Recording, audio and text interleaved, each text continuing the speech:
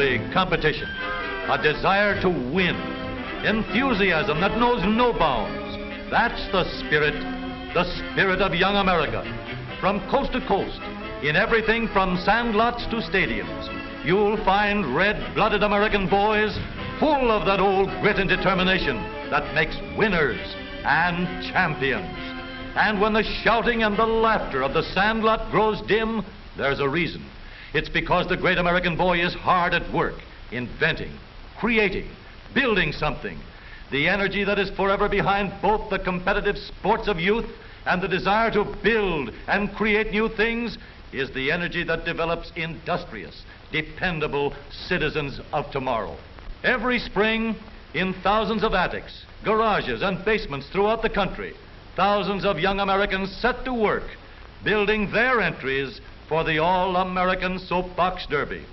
The All-American is the greatest amateur sporting event in the world because it combines both the ingenuity and creative spirit of young America with the natural racing and sporting instincts of boys of all ages. Every boy, everywhere, between the ages of 9 and 15 is eligible for this great race. Sponsored jointly by the leading newspapers and America's leading manufacturer of automobiles, local derbies are run in 116 different cities throughout the country. Each of these local champs is already the proud possessor of the M.E. Coyle Trophy. The place? Akron, Ohio. The time? The morning of August 16th. The excitement? The 1936 All-American and International Soapbox Derby Finals. Today, Akron is a city filled to overflowing, with a big welcome for the thousands who have come from every state in the Union to witness the big event. For the racers, first comes registration and entry blanks, then sweaters, shirts, and all the other official regalia. Thousands of spectators are milling about the champions' cars, getting a good close-up look. Every one of these cars represents many long, hard hours of thought and building. In every one can be seen the inventive and creative ingenuity of our American boys.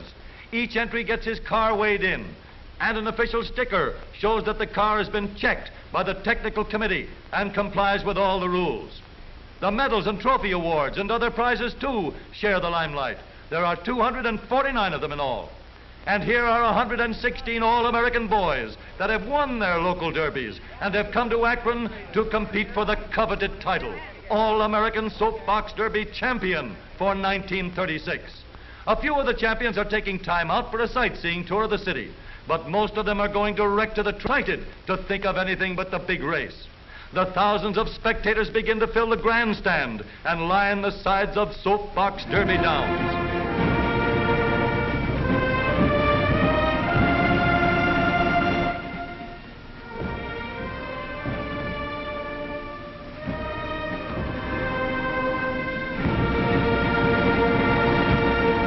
No racetrack in the world is more colorful than this, and yet it's just for boys, all-American boys.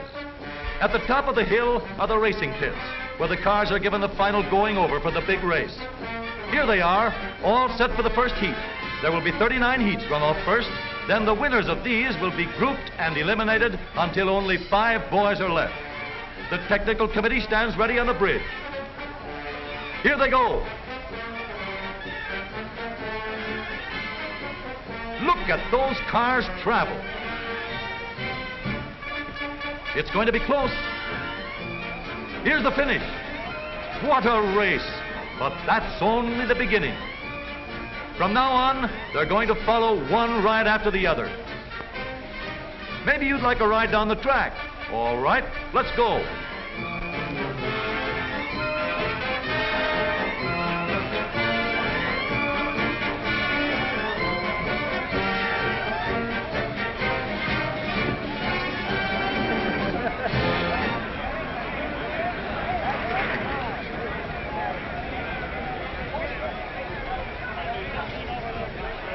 Hey, looks like we got off that one just in time. Guess we'd better stick to the sidelines.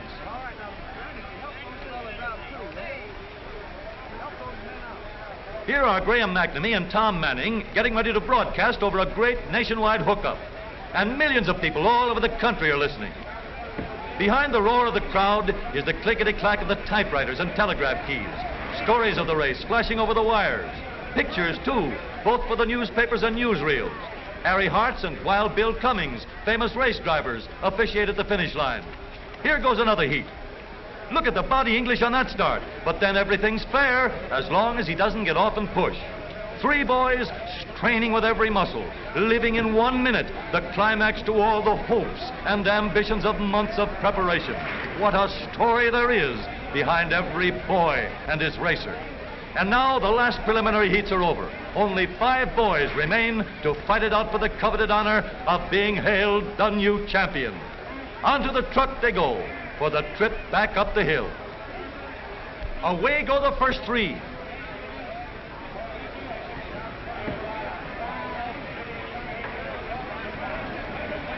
Herbert Minch of St. Louis is the winner. And back at the starting point, the other 2 boys get underway. Harold Hansen of White Plains, New York is the other winner. Back at the starting line, Herbert and Harold are ready for the flag. One will be the new All-American Soapbox Derby champion. There they go.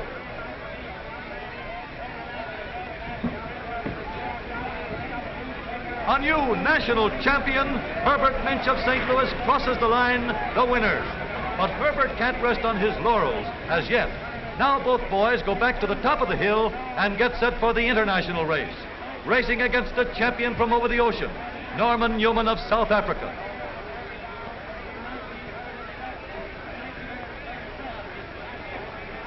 They're off.